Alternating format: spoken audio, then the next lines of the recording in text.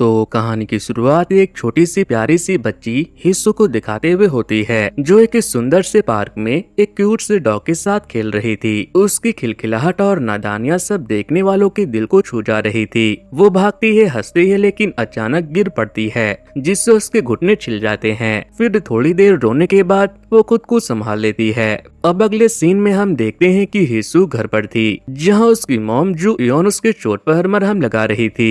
थोड़ी सी डांट भी लगाती है कि तुम्हें इतना भागना नहीं चाहिए, लेकिन हिस्सू जो कि एक फ्री स्पिरिट है, वो फिर से भाग जाती है और अपने डॉग के साथ खेलने लगती है। वैसे एक माँ के लिए बच्चों को संभालना भी प्यार ही है। फिर थोड़ी देर के बाद पूरी फैमिली अपने एक दोस्त के घर जाते हैं। यहाँ हिस्सू अपने दोस्त यून के साथ बिजी हो जाती है, जो जुन का बेटा था। दोनों बच्चे मिलकर वीआर के अंदर वीडियो गेम खेलते हैं। यहाँ पर हमें टेक्नोलॉजी की एक नई दुनिया दिखाई जाती है। वर्चुअल रियलिटी यानी वीआर एक ऐसी टेक्नोलॉजी जिसमें आप हेडसेट पहनकर एक अलग ही दुनिया में एंटर कर जाते हो, जिससे आपको लगता है कि जैसे आप सच में वहाँ हो, लेकिन असल में वो सिर्फ डिजिटल वर्ल्ड होता है। एक तरह से वीआर रियल और वर्चुअल के बीच का दरवाजा है। बच्चे इस टेक्नोलॉजी के मजे ले रहे थे और बड़े लोग उसके बारे में बात कर रहे थे। यहाँ पर हमें एक और रियलिटी के बारे में पता चलता है। दरअसल हिस्सू जिस डॉग के साथ खेल रही थी, वो असल में उनका डॉग था ही नहीं। उनका असली डॉग ग्रूम तो मर चुका था। ग्रूम हिस्सू के लिए सिर्फ एक पेट नहीं था, बल्कि उसका दोस्त और प्रोटेक्टर भी था। लेकिन उसके मरने के बाद जू योन ने अपनी बेटी की खुशी के लिए उसका एक वीआर वर्जन बनवा दिया,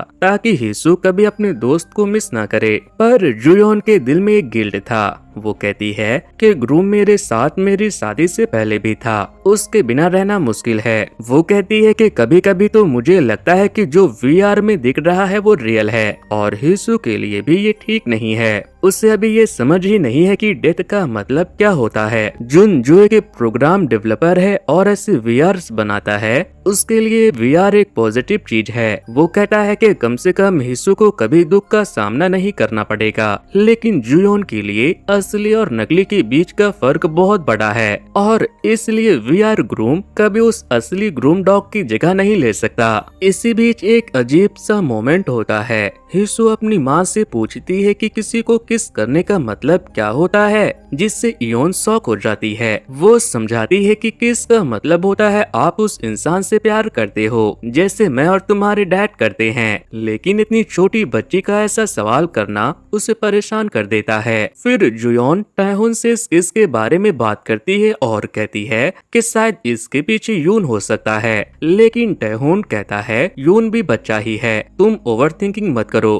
अब अगला सीन हमें और भी हेवी लगता है, क्योंकि जब वो लोग वापस जा रहे होते हैं, तब हिस्सू अचानक यून की मॉम सांगमी को एक पत्थर से मार देती है। कोई नहीं समझ पाता कि उसने ऐसा क्यों किया। जियोन उसे डांटती है और कहती है कि तुम्हें ऐसे बदतमीजी नहीं करनी चाहिए। फिर घर पर आने के बाद भी जियोन परेशान होती है, लेकिन टेहोन हमेशा कहता है कि तुम फालतू में सोच रही हो, जिससे जियोन को लगता है कि उसकी बातें शायद किसी को समझ नहीं आ रही है, और वो गुस्से में रूम में चली जाती है। अब अगली सुबह जियोन हिस्सू को स्कूल छोड़ने जा रही थी, तभी रास्ते में हिस्सू कुछ गलती करती है और माँ उसे डांट लगाती है। इसी मोमेंट पर जुयोन को अपने ऑफिस से फोन आता है और बॉस उसे सुनाते हैं। गुस्सा और स्ट्रेस के बीच जुयोन पलटकर देखती है तो हिस्सू वहाँ नहीं होती, जिससे उसका दिल एकदम रुक जाता है। फिर वो देखती है कि हिस्सू रोड पर खड़ी है और उसी वक्त एक ट्रक तेज स्पीड में आता है और उसे टक्कर मार देता है। सब कुछ इतनी जल्दी हुआ कि जियोन रिएक्ट ही नहीं कर पाई। वो भागकर अपनी बेटी के पास जाती है, लेकिन तब तक हिस्सू उसके सामने ही अपनी जान गंवा चुकी थी। ये मोमेंट उसके लिए बहुत ही दर्दनाक था, जिसे लफ्जों में बयां नहीं किया जा सकता। जियोन अपनी बेटी की लाइफलेस बॉडी को अपने गोद में उठाकर फूट फूट कर रो रही थी।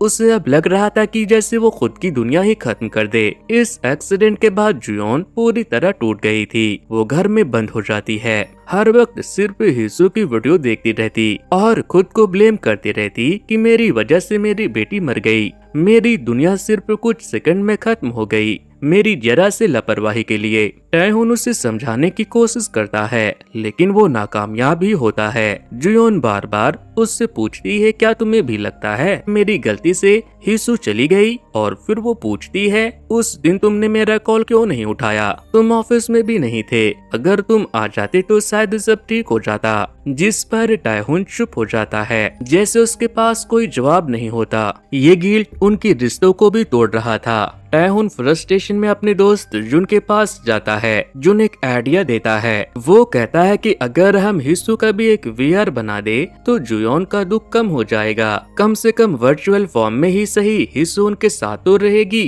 पर टायहुन को ये आइडिया बिल्कुल गलत लगता है। उसके लिए अपनी बेटी की कॉपी बनाना एक और इमोशनल बिट्रेल था। लेकिन जुन कहता है इसमें बुराई क्या है? असली और नकली के बीच का फर्क तुम्हें ही डिफाइन करना है। शायद ये जुयोन के लिए एक सहारा बन सके।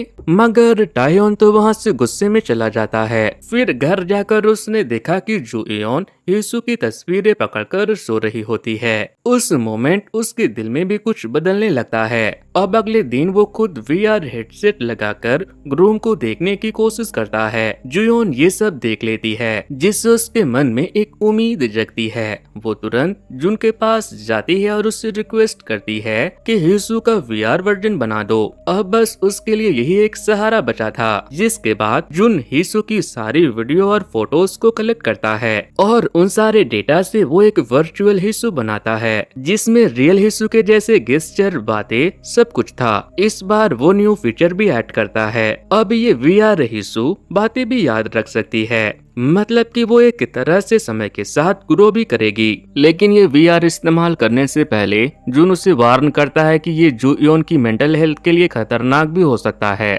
लेकिन जुयोन किसी की नहीं सुनती। उसके लिए अपनी बेटी को देखना ही सब कुछ था और वो हेडसेट पहन लेती है, जिससे उसके सामने एक दरवाजा खुलता है। जैसे ही वो अंदर जाती है, एक नई दुनिया मिलती है जहाँ हिसू खिलौने के साथ खेल रही थी। उसे देखते ही जुयोन के आंसू रुकते ही नहीं। टायहुन और जुन भी बाहर से सब देख रहे होते हैं। जुयोन अपनी बेटी से बात करती है, कहती है सिर्फ एक फर्क था, वो उसे टच नहीं कर पाती। ये मोमेंट दिल तोड़ने वाला था। एक माँ अपनी बेटी से माफी मांग रही थी कि उसने उसे डांटा, ध्यान नहीं दिया और हिसू मुस्कुराकर कहती है माँ अब मत रो। इसके बाद जुयोन थोड़ी नॉर्मल होने लगती है। फिर कई दिनों के बाद वो टायहुन के लिए खाना बनाती है। उसके चेहरे पर एक छोटी सी मुस्कान वापस आ गई थी। वो कहती है कि हिसू ने प्रॉमिस लिया है कि अगर मैं रोऊंगी तो वो नाराज हो जाएगी। अब उनके घर में एक हेडसेट परमानेंटली होता है, जिसमें हिसू हमेशा उनसे बात कर सकती थी। जुयोन सुबह उठते ही हेडसेट लगाती है और वर्चुअल दुनिया में अपनी बेटी के साथ खेलती है। उसकी दुनिया अब इसी वीआर के अंदर सिमट गई थी। लेकिन टायहुन कभी वीआर हिसू के साथ इंटरेक्ट नहीं करता। उसके चेहरे पर हमेशा उदासी रहती थी। उसे लगता था कि जैसे जुयोन ने अपनी बेटी को एक मशीन में बंद कर दिया हो। फिर कुछ दिन के बाद टायहुन की मॉम उनके घर आती है। वो जुयोन को हेडसेट लगाकर हंसता खेलता देखकर शौक में आ जाती है। उनके लिए ये समझना इम्पॉसिबल था। वो गुस्से में हिसू का सामान फेंकने लगती है और जुयोन से कहती है जो चला गया उसे पकड़ कर रखने से कुछ नहीं मिलेगा, तुम अपनी जिंदगी खराब कर रही हो। हिसू की आत्मा खुश नहीं होगी अगर तुम उसे जाने नहीं दोगी। लेकिन जुयोन किसी की नहीं सुनती। उसके लिए हिसू अब भी जिंदा है, चाहे वो वर्चुअल ही सही। इसलिए टायहुन की मॉम वापस चली जाती है। वहीं दूसरी तरफ छोटी हिसू ने भी अपनी दादी की बातें सुन ली थी। उसके छोटे से दिमाग में वो सब घूम रहा था और वो अपनी माँ जुयोन से पूछने लगती है कि दादी ने जो कहा उसका मतलब क्या होता है। लेकिन जुयोन उसे कुछ जवाब नहीं देती। फिर एक दिन हिसू अपनी माँ के पास आती है और एक ड्राइंग बनाकर दिखाती है। उस ड्राइंग में वो अपने मॉम डैड के साथ अपने प्यारे डॉग ग्रूम को भी बनाती है। वो हंसी के साथ बोलती है ग्रूम अब आसमान में है,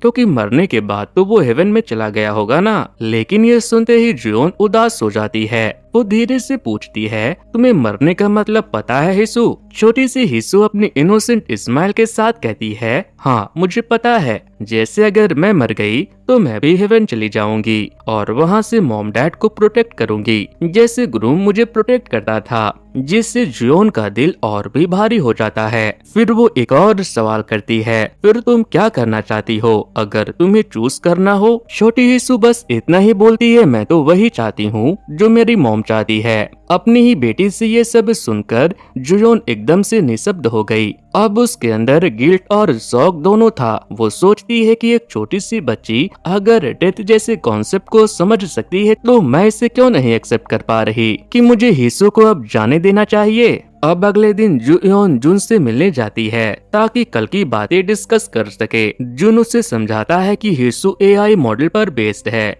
वो सिर्फ वही बोलेगी जो जुयोन चाहेगी, उसके पास अपनी कोई फ्री विल नहीं है। जुयोन के लिए ये कंफर्ट की बात होती है क्योंकि इसका मतलब हिसू उसके कंट्रोल में है, लेकिन जुन के दिल में ये ख्याल आता है कि काश हिसू के पास अपनी फ्री विल होती तो वो और भी रियल लगती, वो एकदम रियल बच्चे की तरह बिहेव कर पाती, उनकी तरह जिद करती, शरारतें भी कर सकती। ये सुनकर जुन अपने वीआर इक्विपमेंट में कुछ चेंजेस करता है और हिसू को एक नया टास्क असाइन कर देता है। अब अगली बार जब जुयोन हिसू से मिलती है तो वो और भी रियल लगती है। अब वो थोड़ी शरारत ज्यादा करती है, जिद करती है, अपने विशेष शेयर करती है जैसे एक असली बच्चा करता है। उसके दिल के सबसे बड़ी विश ये होती है कि मैं हमेशा अपनी मॉम के साथ ही रहना चाहती हूँ। फिर एक दिन जुयोन टेहोन से पूछती है कि वो कभी हिसू से मिलता क्यों नहीं, वो उसकी भी बेटी है जिसे अपने डैड की जरूरत है। ये सुनकर टेहोन फाइनली वीआर में हिसू से मिलता है, लेकिन छोटी हिसू से नाराज थी। वो सीधे कह देती है आप झूठे हो, मुझे पता है किसी को किस करने का मतलब होता है कि आप उससे प्यार करते हो, इसका मतलब आप किसी और को पसंद करते हो, मॉम को नहीं।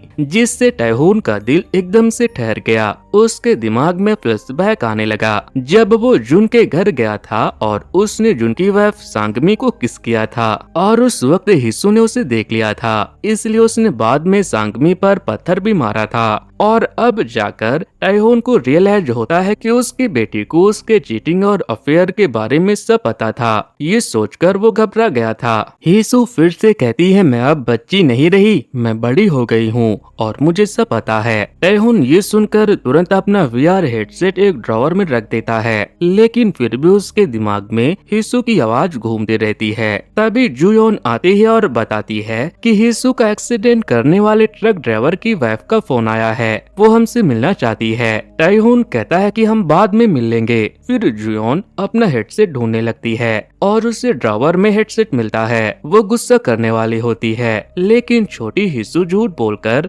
अपनी माँ को संभाल लेती है। वो कहती है कि मैंने ही डैड से कहा था मुझे यहाँ रखने के लिए क्योंकि मुझे ये जगह कंफर्टेबल लगती है। टेहोन बस हाँ में हाँ मिलाता है क्योंकि वो और कुछ बोल भी नहीं सकता था। फिर दोनों ड्राइवर की वाइफ से मिलने के लिए जाते हैं। पता चलता है कि एक्सीडेंट में ड्राइवर यानी उसका हस्बैंड भी चोट से कोमा में चला गया था। वाइफ तुरंत दोनों से माफी मांगती है। इधर जुयोन की नजर ड्राइवर के बेटे पर पड़ती है जो लगभग हिसू के ही एज का था। उस बच्ची में उसे अपनी हिसू नजर आती है। वो उसे टच करती है जैसे अपनी बेटी को फील कर रही हो।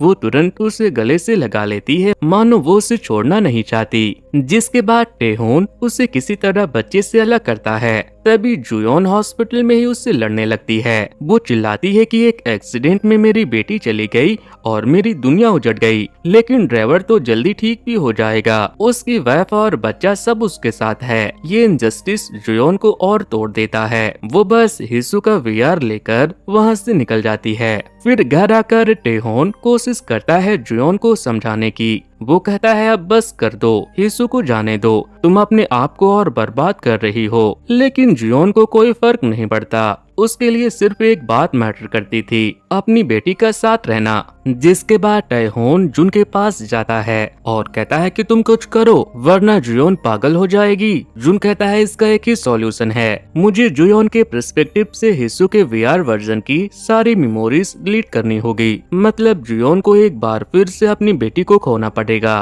टेहोन फिर पूछता है कि क्या हिसू यानी ये वीआर सब कुछ जान सकती है। जुन क्लियरली नहीं कहता है, सिर्फ इतना बोलता है कि वीआर चीजें एनालाइज कर सकता है लेकिन नए थॉट या आइडिया जनरेट नहीं कर सकता। फिर वहाँ से जाते हुए टेहोन की मुलाकात सांगमी से होती है। उसे याद आता है कि एक्सीडेंट वाले दिन भी वो उससे मिलने जाने वाला था। आज सांगमी फिर से उसे पुराने दिनों की तरह मिलने को कहती है, पर टेहोन मना कर देता है क्योंकि अब वापस जाना पॉसिबल नहीं। सांगमी कहती है कि मैं डिवोर्स लेने वाली हूँ, जिस पर टेहोन यही जवाब देता है कि हिसू की डेथ के बाद मेरी जिंदगी बदल गई। अब हम वापस नहीं मिल सकते, मुझे अब जुयोन को संभालना है। फिर जून टैहोन के कहने पर हिसो को डिलीट कर देता है, जिससे जुयोन के सामने ही हिसो गायब हो जाती है। पूरा वीआर वर्ल्ड कोलैप्स हो जाता है। जुयोन के पास फिर से कुछ नहीं बचता। अब उसके दिमाग में वही एक्सीडेंट, वही रोड आता है जहाँ हिसो की मौत हुई थी।